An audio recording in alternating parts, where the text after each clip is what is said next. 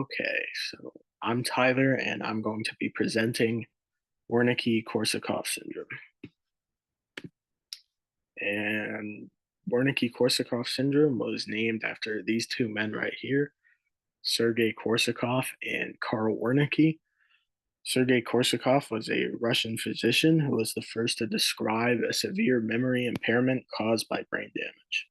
His career was focused on studying the effects of alcohol on the nervous system.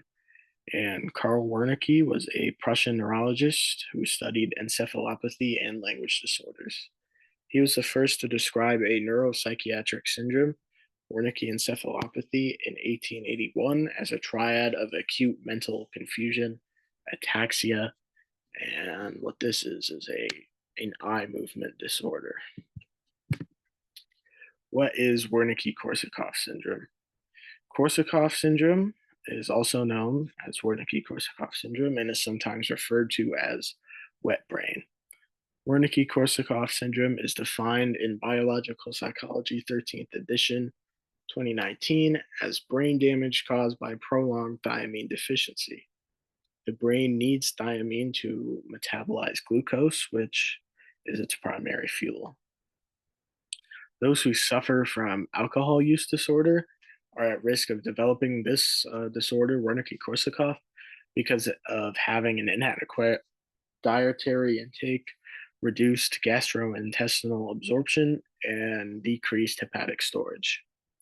According to Bruckner 2019, researchers have examined the thiamine levels in the blood samples of patients with alcohol dependence and found a deficiency in thiamine up to 80%.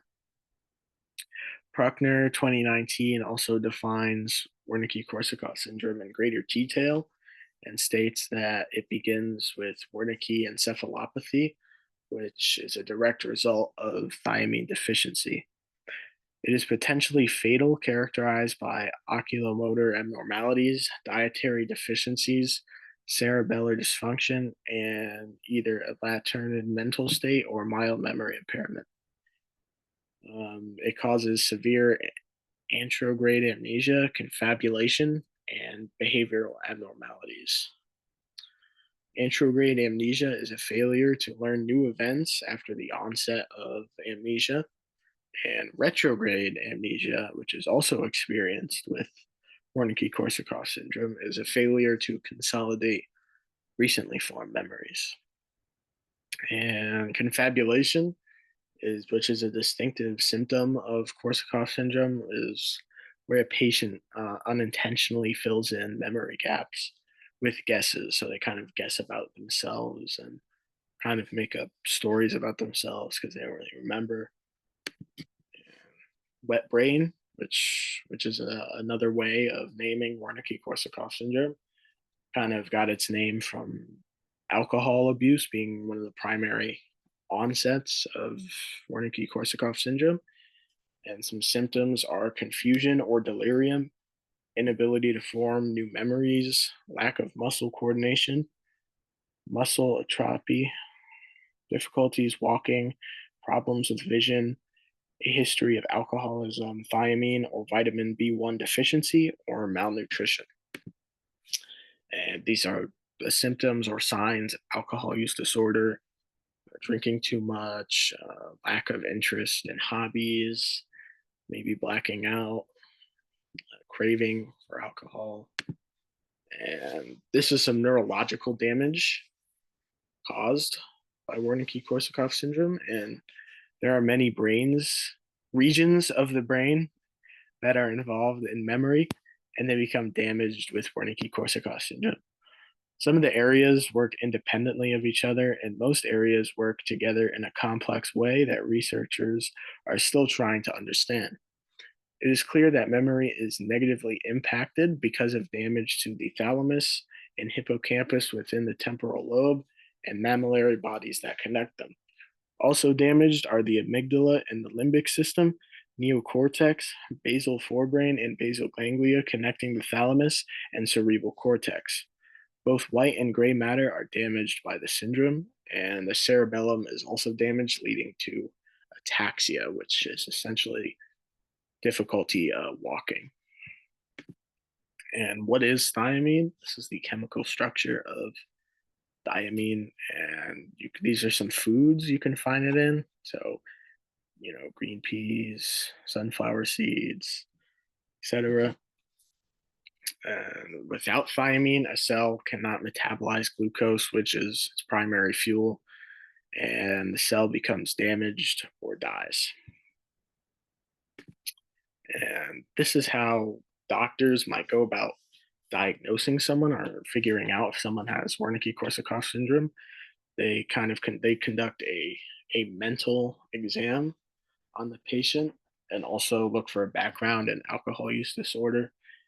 They may also do blood work, and additionally, they are going to conduct a physical exam and check for physical symptoms of the disorder. And this is just another way of kind of memorizing the symptoms or the brain regions that are affected, which is coat rack. And coat in coat rack, it stands for confusion. And this is basically just eye movement disorder, ataxia, which is difficulty walking, and thiamine deficiency. And the rack in coat rack stands for retrograde amnesia, antrograde amnesia, confabulation, and Korsakoff syndrome. And this is the treatment and prognosis for the syndrome.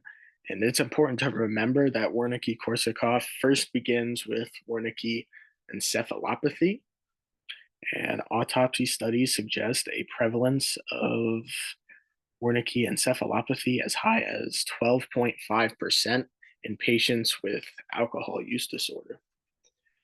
One of the most obvious ways to avoid Wernicke encephalopathy and Wernicke-Korsakoff syndrome is to abstain from alcohol or only drink moderate, responsible amounts of it. It is imperative to maintain proper nutrition with a balanced diet, including the recommended daily dose of thiamine found in foods such as eggs, pork, salmon, beans, peas, or whole grains. The daily intake of thiamine for females is 1.1 milligrams, and for men, it's 1.2 milligrams. And higher amounts will be administered to those who are deficient. So if you don't get enough, then you will be administered more than that. And immediate intervention is indicated given that up to 75 to 80% of Wernicke encephalopathy cases might have been missed and progress into Wernicke-Korsakoff syndrome. Many cases of Wernicke-Korsakoff syndrome can be avoided with timely diagnosis and treatment. If Wernicke encephalopathy is diagnosed quickly, it can be treated with thiamine substitution, um, orally like a pill or through IV, and result in rapid improvement. Unfortunately, chronic states of Wernicke-Korsakoff syndrome do not usually respond to thiamine substitution. Almost 20% of patients with Wernicke-Korsakoff syndrome require institutional care. And this is just kind of a model of the progression of Wernicke-Korsakoff syndrome. And you do have to check it and get it kind of diagnosed and treated quickly because there's a small kind of window. And if you don't get it caught in that window, it can lead to more rapid decline, and you won't really get back to a baseline of um, health or mental status. And that was it. So I hope you found it informative. Thank you.